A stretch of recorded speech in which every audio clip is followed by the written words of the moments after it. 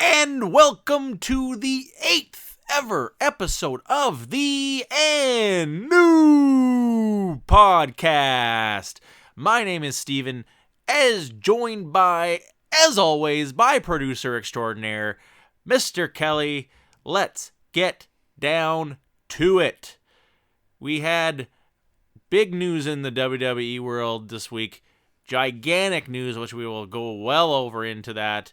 Huge card over for representing on the east coast of Canada with the Moncton card. It was a good card. I enjoyed it. It could have been better, but what did you expect from Moncton? I know not much. And with all the video game shit coming out, man, it's that time of the season. It is high tide for video games. Lock your doors. Lock up your husbands, because we're coming for all your video games. Hide your kids, hide your wives, hide your husbands. They're all playing video games up in here. Exactly. Huge news with the crown jewel just really circulating all over the place. What's going to happen? Is the show happening? Is the show not happening? Is it moving? Who's coming? Who's not coming? It's huge news with obviously John Cena and Daniel Bryan both basically refusing to go. And 100% Cena is not going. Daniel Bryan's still up in the air, but 100% John Cena, who was supposed to be in the tournament for the World Cup, has just straight up said, no, I'm not going to Saudi Arabia because of the stuff they do. Crazy news coming out of there.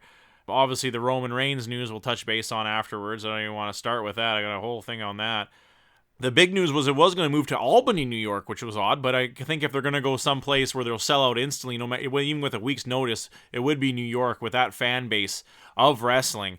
They just eat that shit up. Hogan is 100% confirmed. Hulk Hogan is going to make his reappearance after his racial fiasco, and would be the first time we've seen the Hulkster in quite some time. Who knows what I think is going to be a whole NWO thing they're going to do, and I think that's kind of cool. I love the NWO, and we'll see what obviously just come down just for some cheers. They'll all say their catchphrases, and Kevin Nash and Scott Hall and Hulk Hogan, and we'll see how it turns out. Maybe they do make some kind of team announcement or something like that, passing the torch on the Bullet Club or something weird like that. Let's get this team revolution going here, WWE, and let's see where you can go with it. Hey yo. Alexa is off the card. No! Damn it, Ronda. Why'd you have to go and injure the best superstar on the roster right now? Frickin' hell, Ronda. Come on now. She's got to learn not to injure people because she's just injuring people left, right, and center. So now it's Alicia Fox is who replaces her. Talk about a letdown on that one. I wasn't too happy. I wasn't happy when it was announced that it was going to be a tag team match in the first place. But now, Alicia and Mickie James versus, the legends of Lita and Trish, it doesn't have the same ting to it. For the Evolution card, which is happening later today, we are broadcasting before that show. So we'll have maybe I'll touch base a little bit. It'll be a week's pass for next show, but maybe I'll still touch base. I'm super excited for the card. Actually, it's with obviously with Alexa not being on it, I'm not as excited. But the Evolution card coming up, it's supposed to be a humdinger of a card, and I'm excited. The Battle Royale, I think, is going to be the most interesting one. Do they cram all those women in the ring at once? It seems like there's a lot of people there. I'm really excited for we'll touch base a little bit more on the Evolution card later on in the show. The Eddie Alvarez deal, which I thought was, good for him. I'm not the biggest fan of Eddie Alvarez, but we talked about a little bit last show about how he did get signed by 1FC. It's apparently an 8-figure number that they gave him. Just for I don't know if they gave him all at once or if he has bonuses involved, but apparently he got 8 figures guaranteed money just to sign. And that's huge for Eddie Alvarez. No wonder he took that deal.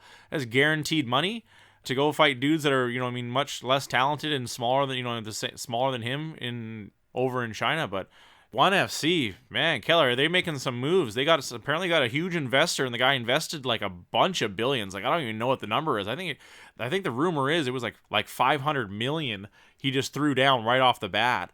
So that's huge money for someone investor to come in and just say that. And I think the deal is for billions over a certain period of time. That's huge for them, way to rattle some cages. And that's what I was talking about last show, how Japan, that region needs another really good organization. Hey, maybe 1FC does some shows in Japan. It makes sense, do a whole South Asian tour, Korea, do some shows in Korea, obviously tons of places in China, Macau, and then obviously Japan as well. Russia show, why not? Why not? I think that'd be really cool. Man, ONE FC is really starting to make their name heard. Obviously, especially with the trade, which I'll touch base on a little bit later in the show as well. The quote unquote trade. No news in this Conor suspension. Their hearing date has come and it just got extended for Conor and Khabib. I don't know why they're letting on. How much time do you really need to look into it? Give them their suspensions, fine them, and move on. I'm just disappointed that it is going to be extended. Next hearing date is on the 10th of December. So we got like a whole month and a bit and then some before we even get some closure on this whole stupid thing. Putting both these guys is kind of weird, in a weird limbo and hiatus. But we'll see what happens. Frankie Edgar out, unfortunately. Big news coming in just the last few days here. Frankie Edgar injured. He's off for the fight against the Korean Zombie. But Yair Rodriguez is replacing him, and that's a lot for someone to prepare for a fight with less than a month away, and you were preparing for Frankie Edgar this whole time, and now you got to fight Yair Rodriguez. I feel Frankie Edgar I think is like 5'6", and Yair is like 6'5". I'm just joking, obviously, but he's so tall. I think he's like 6'1" or something. I don't know what his exact height is, but the dude is tall, and good on Korean Zombie, Chan Young-sung, for still taking the fight and he is tough and game dude. I've always liked the Korean Zombie. He's been in a lot of classic Fight of the Year candidates, and if not Fight of the Year fights. And it's going to be a good fight. I don't know why they didn't do a little bit more for that 25th anniversary card. I like that it's in Colorado, and I do like the names that have announced on that card, but I thought they would put a little bit more stank on it for the 25th show. Just like WWE did it for the Raw 25 years, and for the the SmackDown show they did a little extra. Maybe they'll make some big announcement or something, but all in all, at least it's a free card, and I think it's going to be a good, really good card. The dreaded Sherdog prospect list rears its ugly head again. Mark this name down. Denis Buzakja is going to lose, unfortunately, his next fight because he just got named to the Sherdog prospect watch list. I feel really sorry for you, man. I feel really sorry for you that those guys at Sherdog had to put you on that list because your career is now doomed. R.I.P. your career. Sorry, man.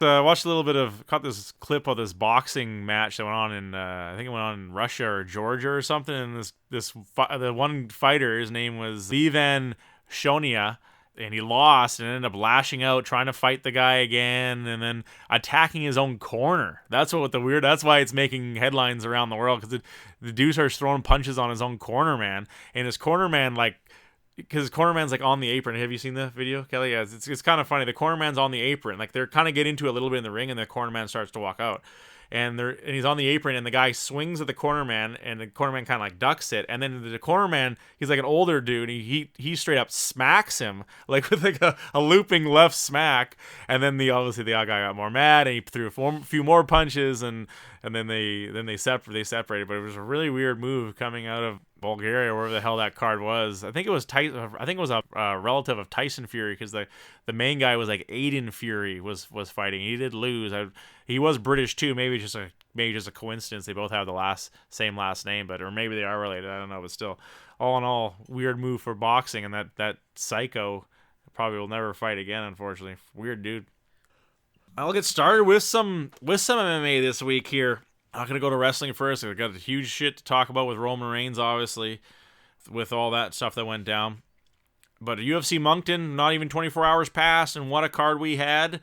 Good showing for the East Coast of Canada for that shithole of a town, Moncton. I feel so sorry that the UFC had to crawl all over to your slimy ass town and put on an event for you people, but they did. But it actually was pretty good.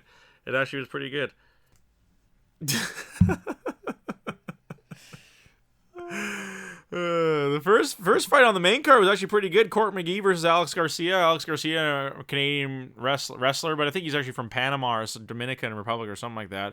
But they actually had a really good fight. Did you catch that fight, Kelly? It was actually pretty good. They really went back and forth. Court McGee kind of landed a few good shots there to kind of change the tide. Once he let his hands go, Garcia kind of didn't like getting tagged. Where Garcia was winning in the grappling in the first round, Court McGee kind of took over the fight and won. A good win for Court McGee. They had a few like older dudes on this card, which I thought was a bit odd. You know what I mean? And first time to Moncton, maybe they would do a little bit more, but either way, they did have some good guys, like decent guys like Gian Vellante versus Ed Herman. It was a bit slow. It slowed down a little bit, I'd say in the second round, but two dudes who like to bang too. I was actually excited for that fight. Ed Short Fuse Herman loses by a split decision. It was a tight fight. I thought he ate some bombs and landed some bombs, and can you believe, like, Ed Herman, like, man, He was just headhunting the whole time. yeah, exactly. Yeah, he totally was. And I think against Gian Vellante, you kind of go for that because he doesn't have the best chin, but neither does Ed Herman obviously have the best chin. But talk about a dude who's fought so much. That was his third loss in a row, unfortunately, in the UFC. Could be his death sentence. The guy's he's 38. He must have started really young. But just the amount of UFC fights he's had, holy shit, it's like pages of UFC fights that this guy has been in. Losing his first to Kendall Grove and Jason McDonald. Like, his first fight in the UFC was in 2006. So he's been in the UFC for 12 years. That's a long time for anybody to fight, let alone fight top competition in the UFC. Beating David Loiseau, losing to Aaron Simpson. There was a guy who I think he had a bad knee injury or something, Aaron Simpson. He had a really promising career. He was I think he's like the main wrestling coach for big gym in Nevada or something like that. And there was a guy that kind of really fell off the face of the planet. Tim Croder, he was a good fighter. Oh, that was on a different Ultimate Fighter finale. I think he was on the second season, I think, of The Ultimate Fighter. Oh no, he was on the third season of The Ultimate Fighter. Okay, that makes sense. Then he goes on to tear, beating Chris Price, Scott Smith, Joe Dirksen, loses to Maya, loses to Belcher. So then goes on another little bit of a tear, beats Kyle Noak, Tim Kreider, Clifford Starks, gets a no contest against Jake Shields. That's weird that they fought. I can't remember what the hell happened in that. I wonder if someone failed their piss test or something. Loses to Jacare, beats Trevor Smith, loses to Thales Leites, beats Rafael Natal, loses to Derek Brunson, and then beats Tim Bosch. Like, what a crazy career this guy's had. He's just done enough just to stay in the UFC, but unfortunately losing three recently to CB Dalloway, then and to Krylov, and then obviously the most recent one to Gian Vellante. Still a game dude. Short Hughes, I think he's maybe just a step below a gatekeeper. Man, I just wonder how much does he have left in the tank to go on. I think that's kind of what they were looking for when he did lose this fight, if he was going to retire, but he didn't retire. I did drink a good amount last night watching the fights. Man, did I have a good time watching the fights. And it was a shame we weren't together, Kelly, watching them. Everyone gets busy and shit. But it was Rollin' Rock. Good old Rollin' Rocks. Can never go wrong with them. Great beer, 4.5%. Love them, man. Love them. Super good beer. Just a light beer, super cheap. Always sits well in my stomach. Moving on, though. The next fight of the night, it wasn't bad. It was Sukumahath versus Jonathan Martinez. It was a cool fight because on the Andre, he was whooping on him in the beginning, and then that Martinez guy turned it around. It ended up losing in unanimous decision. He did get tagged, but he really ground and pounded him in the second round. But the fight that I was shocked by was Misha Kirkunov versus Patrick Cummins. I thought Patrick Cummins had that. I thought that was an easy matchup for him. I thought he was really going to kind of just manhandle Misha and walk through him, because I think he was kind of been on a tear as of late right now too. Let's take a look at Patrick Cummins' stats. Oh no, I stand corrected. He lost to Corey Anderson. He did beat Gian Vellante and Jan Blachowicz. But yeah, he hasn't really done that great. He got knocked out a few times recently, both by Glover and by Little Nog. See, this is his second loss, but I didn't think he was going to get out-muscled and out-wrestled by Misha, and that's what we saw. He really just out-grappled him, and when he got that awesome takedown, and then into the arm triangle choke, which wasn't, I wouldn't say it was sloppy, but I wouldn't say it wasn't sloppy. But just for that to be able to sink in on Patrick Cummins so quickly, and he really tapped out quite quickly. I wonder if this could be it for Patrick Cummins in the UFC with all that going down. Huge loss for him. Huge win for Misha Cirkunov to be able to now move up the ranks in the UFC at the light heavyweight division. And then let's bring us up Michael Johnson to Artem Lobov. Artem T-Rex Lobov.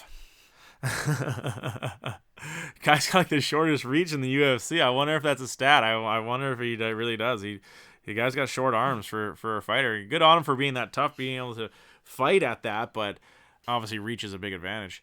It was a close fight. It was very close. It was really back and forth. I thought either guy could have won it. Lubov was kind of getting more, I think, maybe a bit more tagged, but he was being the aggressor. So I thought it was a tight fight. Obviously, Michael Johnson getting last second notice.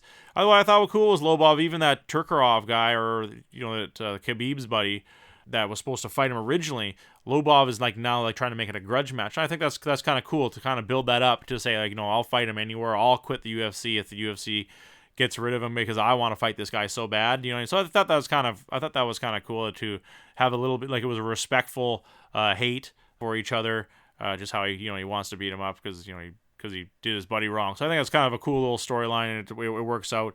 So maybe UFC does bring him back for something. It's we'll find out what happens with that guy too. But as of right now, he's not in the UFC. I think it's going to be the end for all these Connor's gym guys. They're all starting to fall a little bit.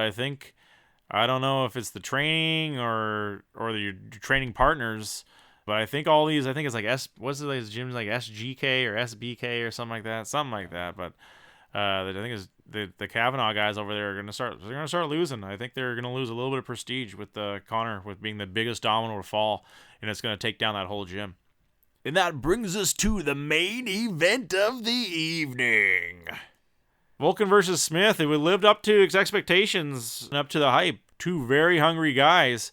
I really had a feeling before the fight that Smith was going to kind of work a clinch game because I don't think he wanted to really stand and trade with Volkan Ozdemir. And he was doing a pretty good job in the clinch, but Volkan was landing some really crazy combinations before that eye poke. That eye poke was pretty nasty that he received in the first round there, and I think it kind of stopped his momentum a little bit when he was really trying to pile on Smith. I think he was really just landing more combinations where Smith was landing ones or twos at best. Volkan was landing like threes and fours, you know what I mean? So he was really taking it to him. And it was really, they really went toe to toe for the 2 rounds solid.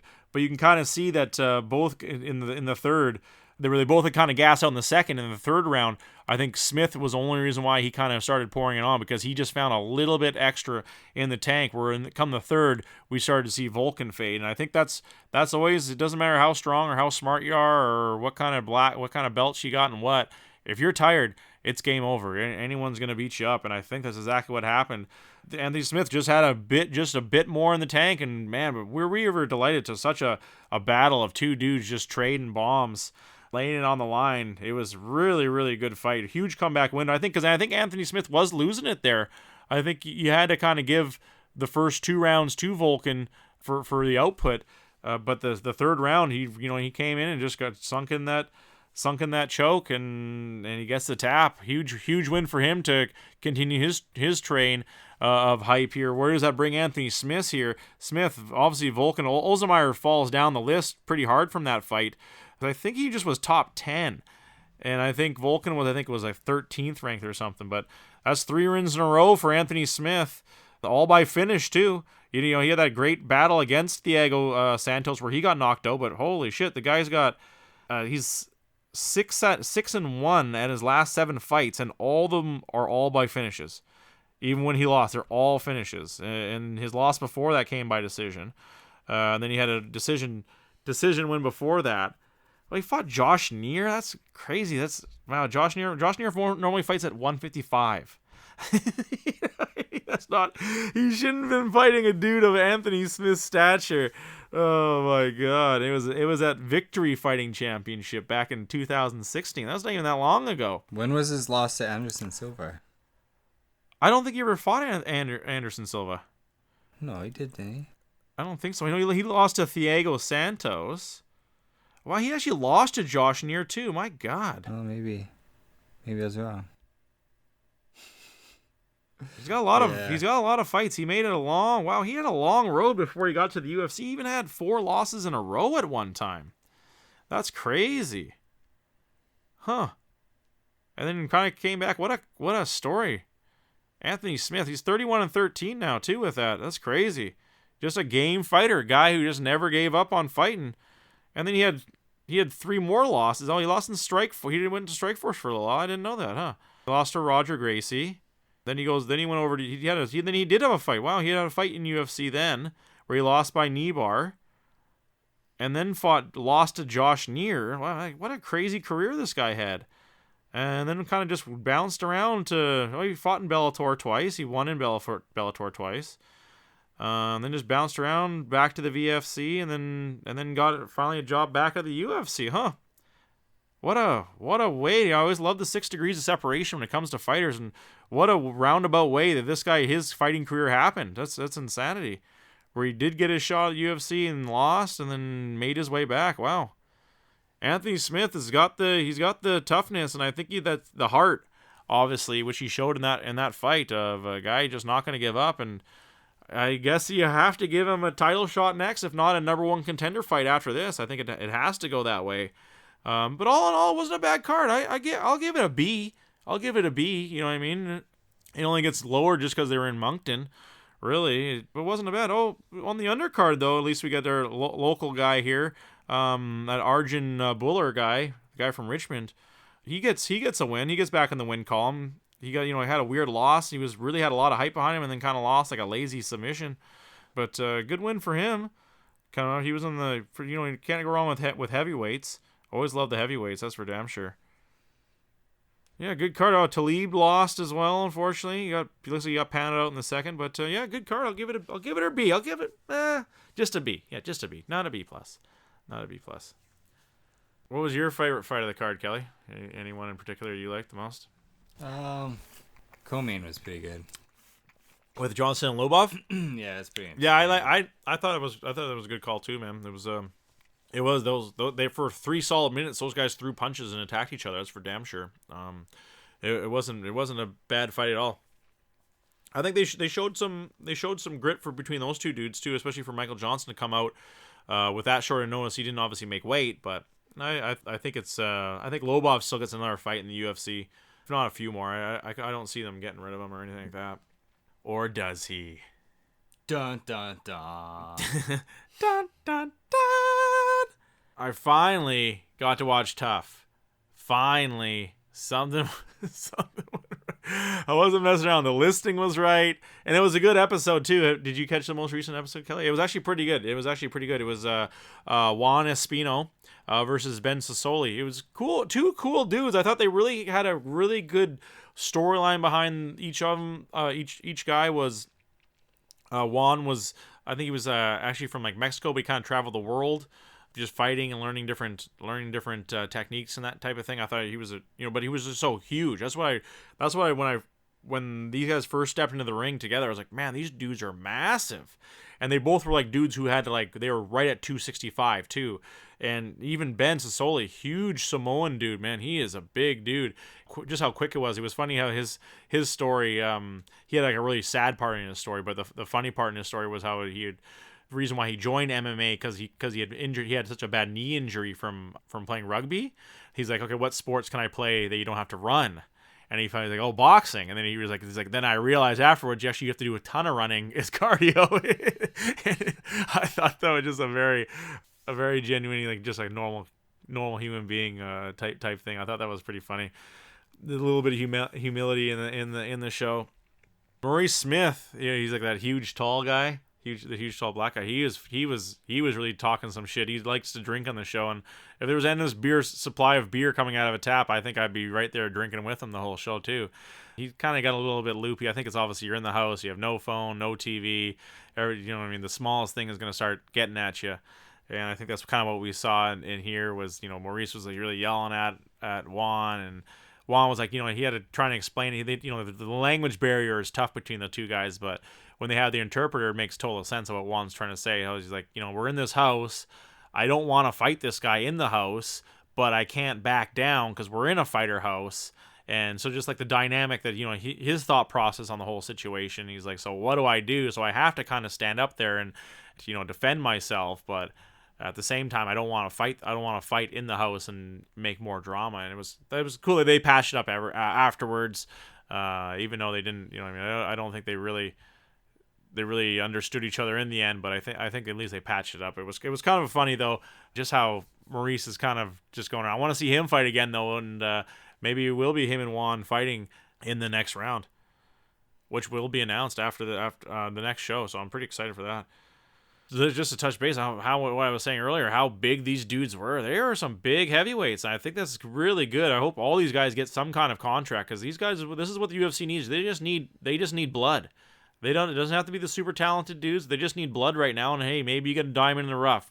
Maybe a guy may lose her once or twice, but then he gets on that roll, and that's what you want to see. Win or lose, you got to have the blood, and then that's what they need. And both these dudes were big dudes. They had their pluses and their minuses, and it was another mismatch of a guy who is a world grappler, just kind of loves all grappling, against a guy who's just a boxer. We saw, obviously, the results were just the relentless takedowns from Juan for the whole fight. Juan was was too big and just too good, but Ben did try a few sweeps, but I think obviously that knee injury and just having such a big dude who has such good ground game is gonna be tough. But he did eventually, Ben, I'll give it to Ben, he eventually gets the sweep, pushing off the cage, and gets up and lands a few, but Juan goes for a crazy double leg before the bell, and Ben just tries to go for like a guillotine, and Juan just picks this dude up, and he's 265 pounds, and picked him up effortlessly and dropped him on his head. It was a really good slam, and I think even you could tell in Ben's eyes he did not expect that huge takedown. Second round, Ben tags him a few times. That's why I think this guy has a big future in the game too. He tagged Juan a few good times in a scramble, but Juan was just too good of a grappler, and he just was ground and pounding him. I thought there was a few opportunities where the ref could have stood it up, and he should have. It was a little getting slow. Obviously, it's the second round. Both these guys are tired, but I think the referee should have stood it up, just for that fact there wasn't enough activity. There was a little bit of activity, but I think you got to stand them up. And if there's no activity, no one wants to see it just hug fest. I'm a huge grappler and a massive grappling fan, but no one wants to see some guy just get laid on if he's not doing anything. If you're being active and moving around, going for submissions, landing some punches, advancing your position, I think is what you got to do. We didn't see that, and I think that's when the ref should have stood it up.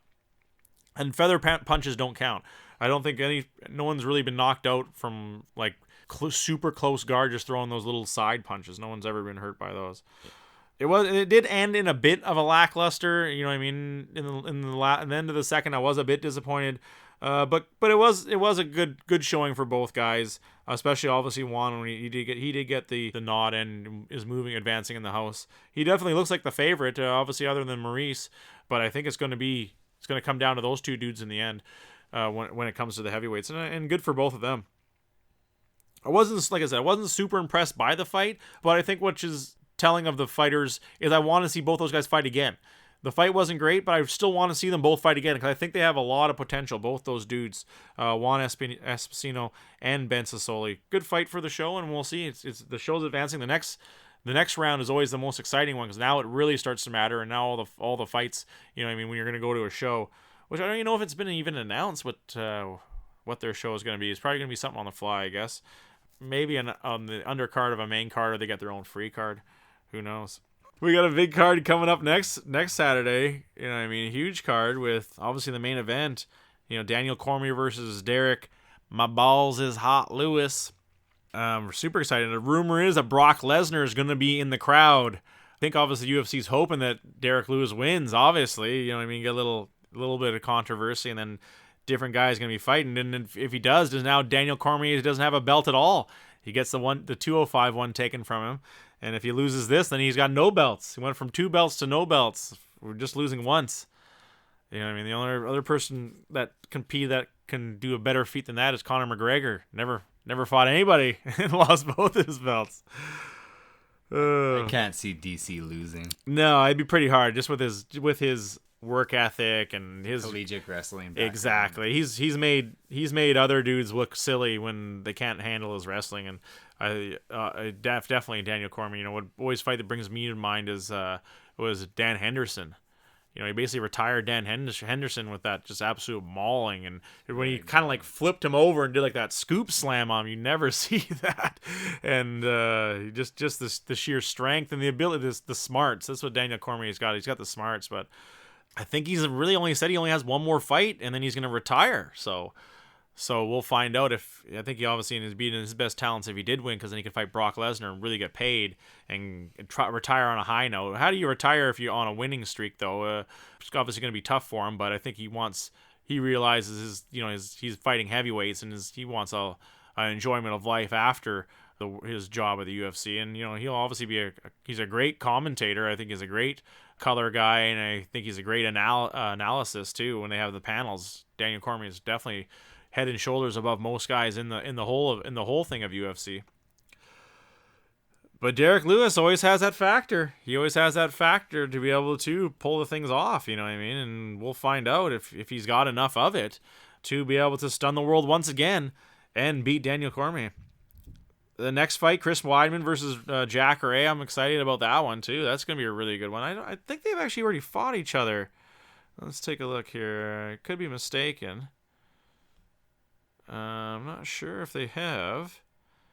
Chris Weidman's always a game fighter, but he was obviously on his way out. He's obviously taken some pretty big lumps, and he's not the same fighter he was when he beat Anderson Silva twice in a row. Jack Ray's lost to Whitaker. He got knocked out by Whitaker. He knocks out Derek Brunson, and then he has a close split decision loss to Gastelum.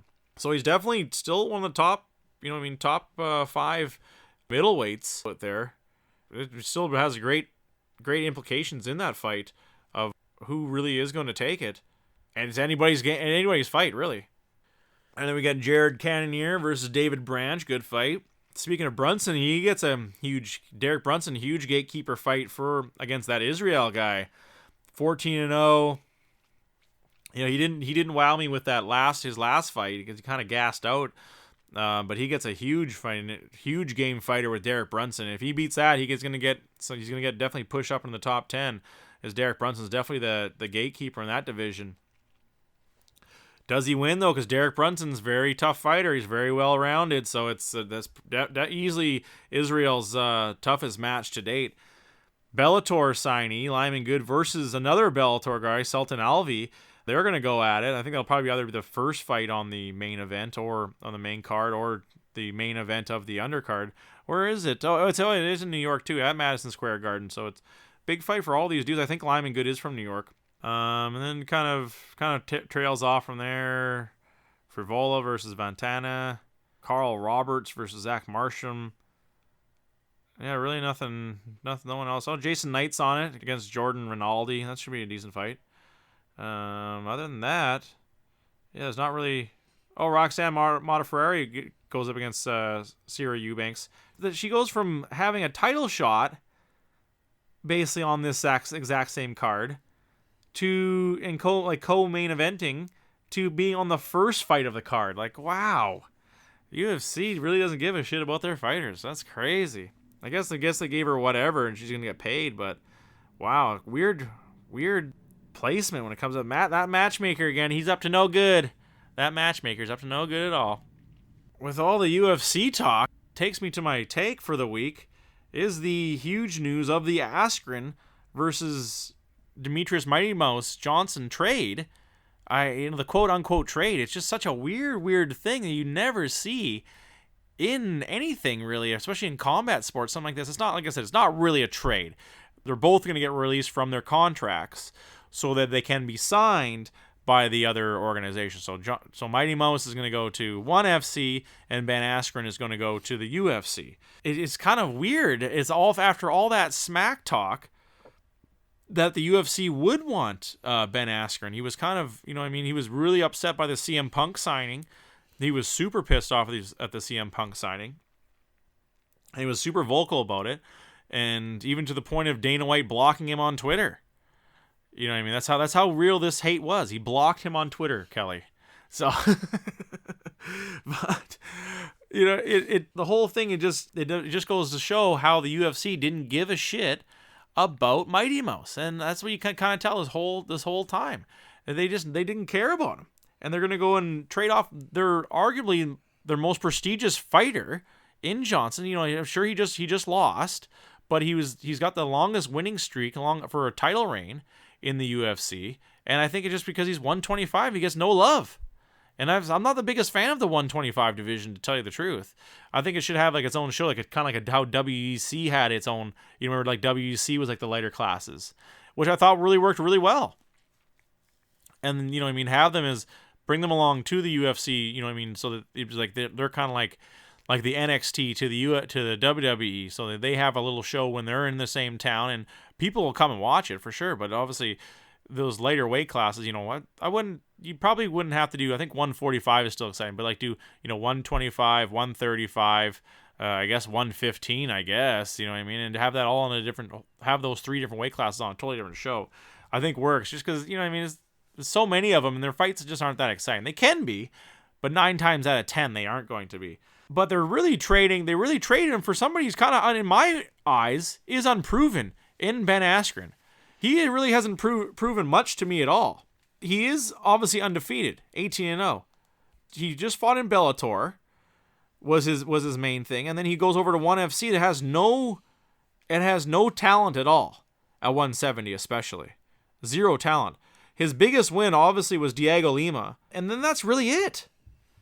You know, he hasn't really fought that much talent, and I think if he comes, you know, he's super unproven for the UFC to throw that much money at him.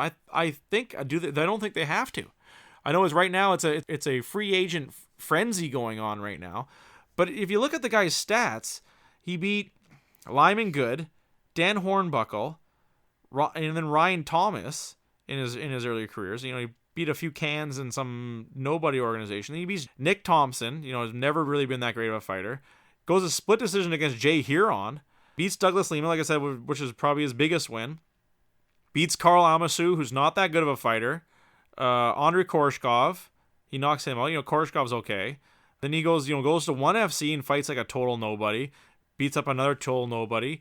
Goes up against Luis Santos and has a no contest for that nasty eye poke.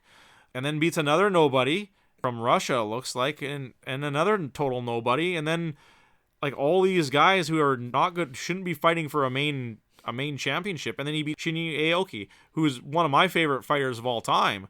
But he's only 155. The fact that he went up to 170 is crazy. And his jaw is not very good. Aoki's jaw is not good at all anymore. And he got knocked out. Obviously, Askren's huge for 170 to fight a guy who normally fights at 155. And I bet you he doesn't even really have to cut that much weight to go to 155. But let's just break down some of the fighters he's fought here. He fought a guy, most of his other fight was this guy who's 10-4, fighting out of Sweden. That's not the types of dudes that you think he's going to be fighting for when goes over to his organization. Obviously, he got paid too. Fighting guys 9-2 from Malaysia. You know, I'm just not seeing championship caliber opponents for him. I think he comes over to UC. I think he's going to win some fights. I think he will. He's got a smothering style. He is very similar to Khabib's fighting style. But I just don't know how the UFC falls over backwards, loses their most storied champion for an unproven wrestler who's getting on in age and time, fighting total nobodies over in China. Very, very weird move for the UFC to do that. I feel sorry for Mighty Mouse. I hope he gets paid too. I think it could be good for Mighty Mouse because I think his move works way better than Ben Askren's move. Ben Askren's coming to a very hungry 170 division where Mighty Mouse could go over to 1 and really run the whole show as well. Obviously, being at 125, that better suits them because they have those smaller weight classes over in China, obviously, just because of the country and all the other dudes. The 125 division is huge over there. And it also, Matt Hume, who is an awesome fighter, he's like the vice president of talent or something like that over for ONE FC. So it's an easy win-win situation for both those guys to be together in that. Matt Hume was a great fighter back in Pancrase days. He was always undersized, which was unfortunate for him, but he's made a very good career training fighters in Washington State. We'll see how this all turns out. But the main question is, do we get more trades? Trades make it interesting. What other trades do we see coming down the pipe here? You know, with Bellator and Rizin and obviously more from ONE FC and the UFC. Do we see more trades coming down? I think we could see a few trades. A few ideas I had come to my mind was Caldwell for Dominic Cruz, 2 135-pound guys. Make that an easy trade. And I think it works out for both guys. Caldwell's such a good up-and-comer. He's just super whooping everyone. And I think Dominic Cruz, on the end of his career, he could go down to Bellator and win some fights. I think that really works out. Czech Congo for Travis Brown. I'm sure the UFC would really like that trade. Getting rid of Travis Brown, sending him down, and having Czech Congo, like we talked about last show, the guy who's got like so many wins. He's on a tear. He's got to be respected to come over and win some fights. Another trade I think could work. Baby Slice for a slice of pizza, because he's terrible. I would take that. Maybe a whole pizza. I don't know if he's worth a whole pizza right now. His his career's terrible. And CM Punk. Who do you think they should trade CM Punk for? MVP. I would never do that. That'd be a huge trade for UFC. I think they just trade him for like a burger and fries. I think that's all. It's all he's worth. Just no cheese is. You're gonna have to throw in some extra for cheese, or just a straight burger and fries. CM Punk ain't worth no cheese. I know. He ain't worth no cheeseburger money. I'd love to see MVP in the UFC. Yeah, who wouldn't? I think he's kind of weird too, where he's taking a very slow approach to his career, where he's kind of not getting the toughest fights. I think obviously you put him up against one of those All-American wrestlers.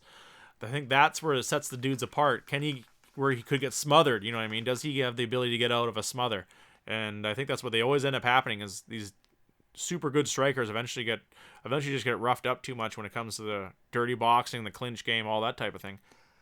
But I would love to see more free range, more movement between the fighters and their organizations. Kind of like we saw, I think it was the early 2000s. I think it was like Shockwave 2004 or something like that, where it was a tournament. It wasn't all on the same night, but it was a tournament, and Chuck Liddell was in it, but he was still fighting UFC. But it was kind of before, like right when you first started, was like the Iceman Chuck Liddell, and he went over there and he won his first fight, then lost to Rampage. So it was kind of cool how he went over there and had, and fought and got some different training, and it was that he was still a part of the UFC and a big part of the UFC at that time. So I thought that was a really cool move. Why don't we see more of that? I think we should see this. This idea came to me the other day, is a champion versus champion event, and make it like a Super Bowl event of MMA. So you have it in a big town. You have it in a real big town. Like you have like a Super Bowl tournament. So you get 4 champions, all 4 champions of 4 different organizations, all at one place. They could go for a one-night tournament where you fight twice. So you fight once and then you go on to the final. So you have ONE FC, you have Bellator, you have UFC, and then you can make the third one kind of like exactly, yeah, UFC versus the world, exactly. No, for sure, that totally works. But I'm saying like a 4-man tournament. Yeah. 4-man tournament, so you fight twice. And then the main champion, you win like a Super Bowl champion. You're the world heavyweight champion of, you know what I mean? And I think that would fucking be awesome. And make the fourth one. So it was UFC, Bellator, ONE FC, and the fourth one, maybe it could be like a kind of a wild card one. You get a KSW champ, or you get the Risen champ.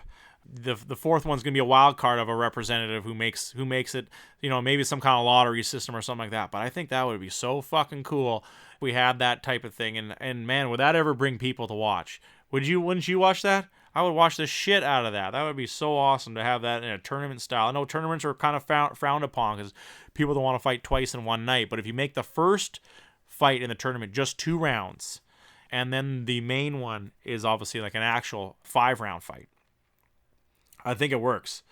It's a great time to be a free agent, and I think right now, if you don't want the free agents running wild, I think that's what you got to do. Is you got to open it up, and you got to make these contracts more flexible when it comes to movement. And especially when these guys, if you are a free agent and you have any of that, you have one UFC fight you could have even lost. You go to some other organization, they're going to be like, they're obviously going to say former UFC fighter. You know what I mean? So I think right now it really, really works. We got to see more movement, and I think the fans are going to be the ones who are going to really, really benefit from this. Like UFC is looking for ideas for strategies on how they're going to make more ratings. And I think, man, this really works. Super Bowl, MMA Super Bowl. I'm telling you. Let's talk some wrestling. We got the elephant out of the bag here. I'm sure Kelly's eager to hear about what happened. Roman Reigns, man, it was a big rumor that he was injured. So that was the reason why he wasn't going to be coming to the Crown Jewel event in Saudi Arabia. and he comes down in street clothes, so everyone's like, oh, he's gonna announce his injury, and he's going on about, he starts off as what he's about to say, it's like, I've lied to everybody, and I told you I was gonna be the champion fighting day in, day out, and I was gonna do this for you guys, I was gonna do that, but I've been lying to everybody. My real name is Joe, and I've been fighting leukemia for the last 11 years, and now I'm about to go back in remission, and I gotta leave because I gotta go get treatment for this. I was like, what a bombshell! It was huge news for Roman Reigns. No one knew. I didn't know. No one knew he had been battling, had leukemia and just could never really shook it, and now he's got to go, to get treatment for it.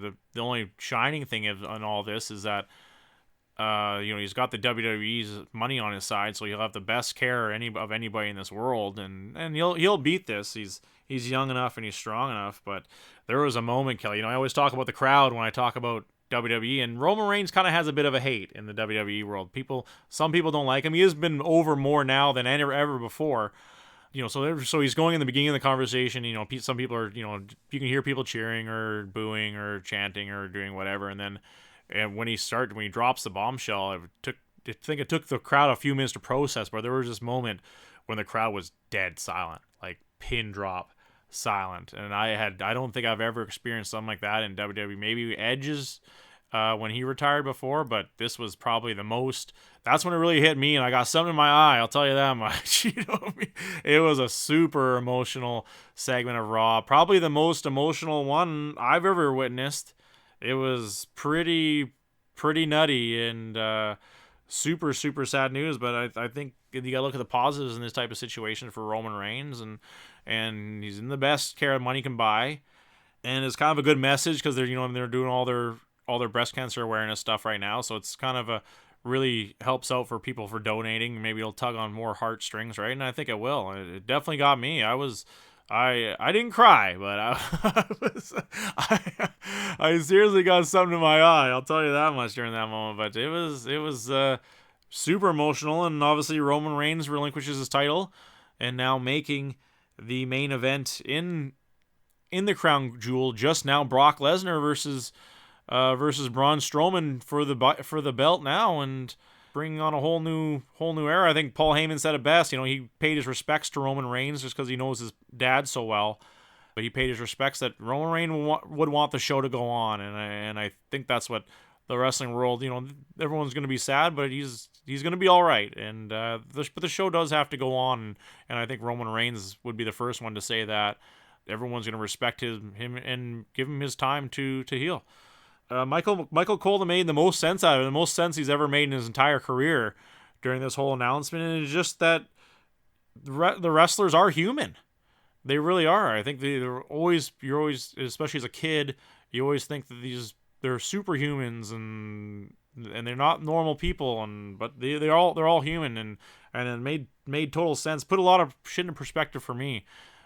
Just with life and everything. Super emotional segment of Raw, and it was nutty, man. It was super nutty.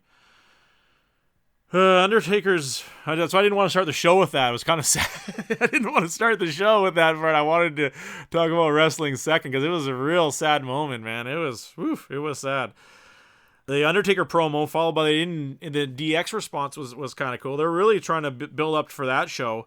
You can tell during the speech you hear some distortion, and then here's the Brothers of Destruction with tombstones, and they got movie theatrics, and the one tombstone obviously is Shawn Michaels, and the other one says Triple H, and my kids thought it was hilarious. They were like, why do they have tombstones with their names on it? It was kind of a cool part, especially with Halloween right around the corner too.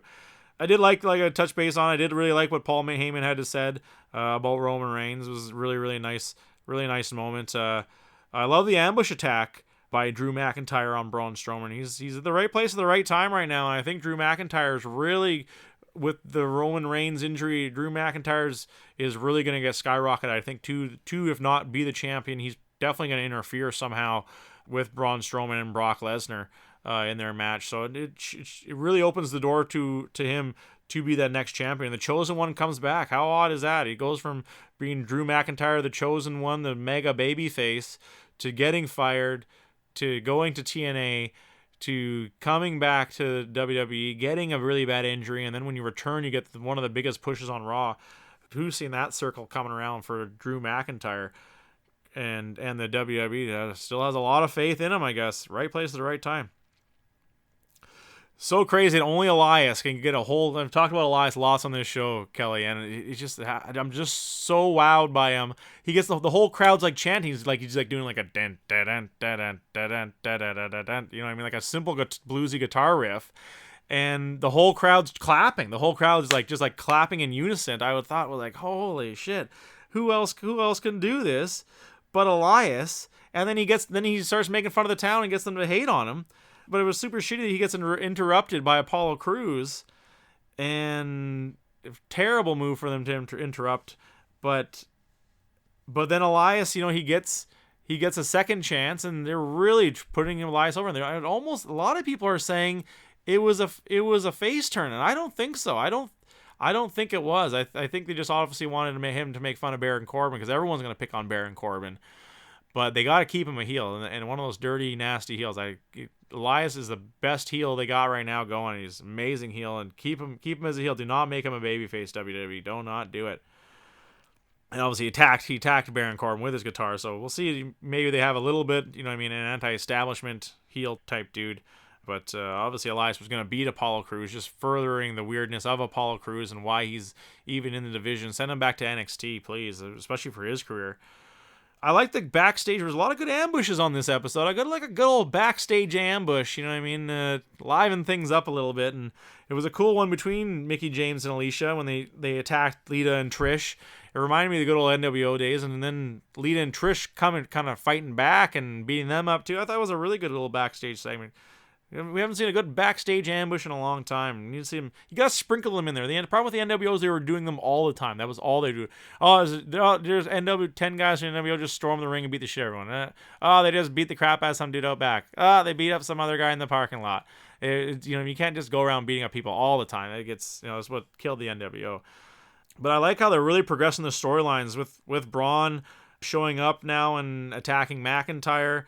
I think that storyline really works. It's leaving Ziggler all alone to defend the belts to the Shield, and then of course the Shield wins because they wanted WWE doesn't like Ziggler, and they wanted him to look like the weakest link, and they sure the fuck did. With Braun attacking McIntyre and McIntyre running through the crowd, and then leaving Ziggler by himself to obviously get beat. But the big news after the announcement, Kelly, people were sad after the announcement of Roman Reigns, and then the time finally happened. Finally, the lunatic is out, and he turned on Seth Rollins. We see the huge heel turn now by Dean Ambrose. The rumor was it was supposed to happen in SummerSlam, but with all the revolving door of the injuries with the Shield, it happens now, and you see Dean Ambrose beat up, give him a DDT with the mat lifted up, and then go through the crowd. People were super sad. You could see the faces in the crowd. People were really sad by this move. And where does it bring those guys? I think, friends always make good enemies. Like real life friends make really good enemies in the WWE just because they work so well together with each other. But I was a little bit confused by the move for them to win the titles, and then Dean Ambrose and that kind of thing where he beat up Seth Rollins afterwards and he throws the titles at him. So what does it leave with the titles? Maybe the titles open up to somebody else, and we'll see what happens. Maybe they make them stick together as frenemies type thing. But I was a little confused by the move. I see where they are going with it. I just think the timing is bad. Just with the fans, and everyone's already super in shock of the Roman Reigns announcement. And then now after that, they had the Shield just break up for good, basically. Where does it put? Does it put these two dudes in a feud together? I was surprised that they would let them win the titles, and then to have this move too. So it was a lot of stuff's up in the air. They really left a lot of question marks, and I think that's the reason the writers are getting on their game again with the WWE, and they're put into obviously an emergency mode because the big dog, their main guy, is now going to be gone at least for a year. Roman Reigns is just, I couldn't imagine what kind of timeline he has set to come back, or how serious the treatment is going to have to be. He's going to have to take. But their main guy is gone right now, and now they've really created a few wild storylines to kind of replace that. And I'm excited to see where it goes from here, and I'm sure we'll get updates on Roman's health moving forward. But what an M. Night Shyamalan twist, but the crowd was upset. On to SmackDown Live. I'm not a fan of the rematch matches. They always SmackDown was doing a lot of that in the earlier days from the brand split when we had it a few years ago. I don't like how, if you know what I mean, there's so many people on the roster. I've said tons and tons of time. There's so many guys on the roster. There's no need to have the two same in the match. Even if you have a rivalry with somebody, you don't have to have that same match every week. You can have a sprinkle in a match in there. Have a tag team match then against the guy, or have another match against somebody else where he comes in and attacks. He comes in and attacks you and causes you to lose the match. It makes more storylines to shuffle the deck rather than just having, because you have that guy wrestle the same guy 3-4 weeks in a row. It gets stagnant to me. I don't like it. I don't know other people who do. I don't know anyone who does. But when you get that guy wrestling that same guy 4 times in a row, you got to space it out. You got to have him wrestle somebody else, then wrestle him. Wrestle somebody else, then wrestle him. That's the way it has to go. And I think when you're 4 times in a week, it's 4 times in a row, 4 weeks in a row. I'm fast forwarding through it now because I've already seen this a bunch of times. I don't know what other wrinkles you're going to be able to throw in there to make it worth my while, but it doesn't work for me. And we saw that in 2 matches for SmackDown with AJ Styles and Daniel Bryan versus the Usos. But it was a good match. I'm not the biggest fan of it. I just went on a huge rant about no rematches, but it was a good match, obviously, with those 4 guys. They're all great in-ring workers, and they're still trying to create this animosity between AJ and Daniel Bryan. Does Daniel Bryan even go to Crown Jewel, and do they have a backup plan for that, though? Who knows what happens with that? So are they building up a storyline for nothing? I know the fans really want to see it, but I don't know. I think AJ needs to be the champ. If he's not the champ, he doesn't have as much power, but I think if they do a whole Bullet Club thing, I think it works with him and make him the champ. I think that works even better. The Becky Lynch attack on Charlotte was nice in the whole like the power plant, the training center, and they had all the other wrestlers ask really terrible scripted questions to Charlotte, and then Becky comes out and says, "Oh, it's how it's her turn now." I really like her heel turn is really turning really well. They're just making her as mean as possible. And she's getting really good on the mic. I think she's getting far more quick-witted too with what to say, like in when you're thrown in the pan. I think she's really, really, really sizzling with it.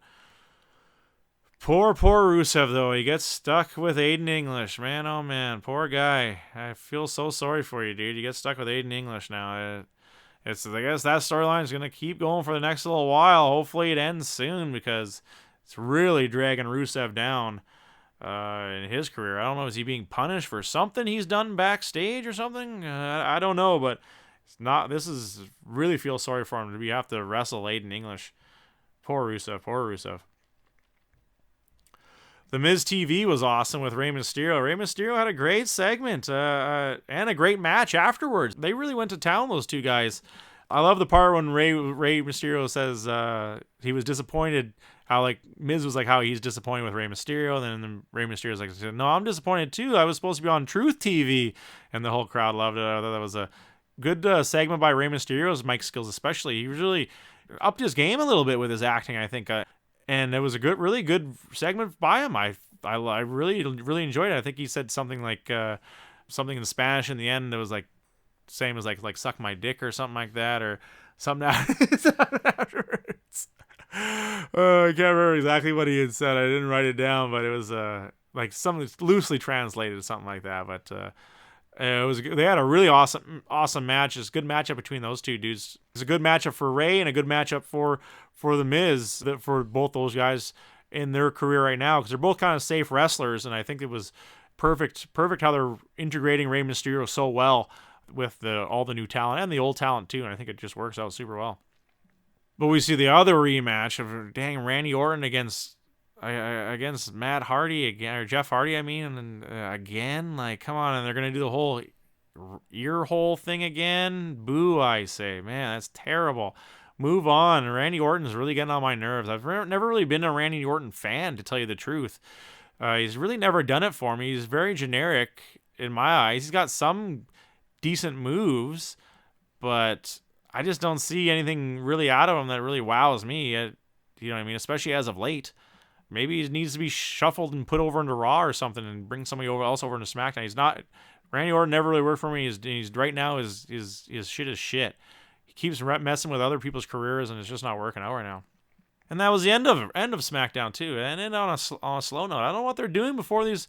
Supposed to have this huge huge Fox deal coming down the pipe, and they aren't, in my eyes, they aren't really putting on the great shows. SmackDown's got to step their game up, man. Come on, guys. Step your game up. We get to the final match for the Mae Young Classic. I'm super excited about that. Toni Storm versus Io Shirai. And does Toni Storm get it? Does she finally get that win and moved up to the main roster? I think they're using Toni. I think she loses, unfortunately. I think they always love the Japanese wrestlers, especially the Japanese girls. And Io is just, she's something else.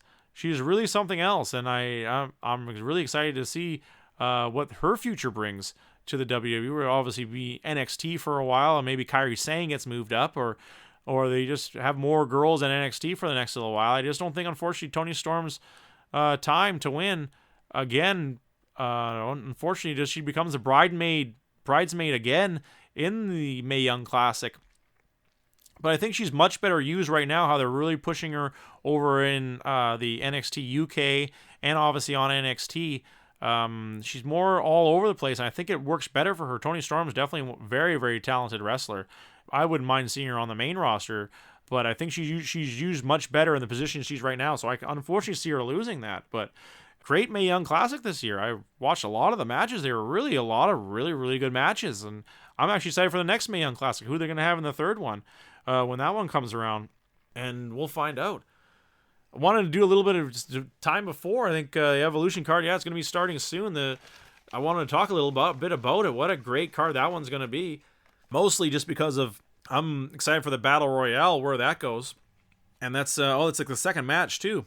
And we got Sasha still on. She must have done something. She's on like the, kind of like the under, on the six woman tag match. This is another one of those matches. The Riot Squad just keeps wrestling all these same girls every single time.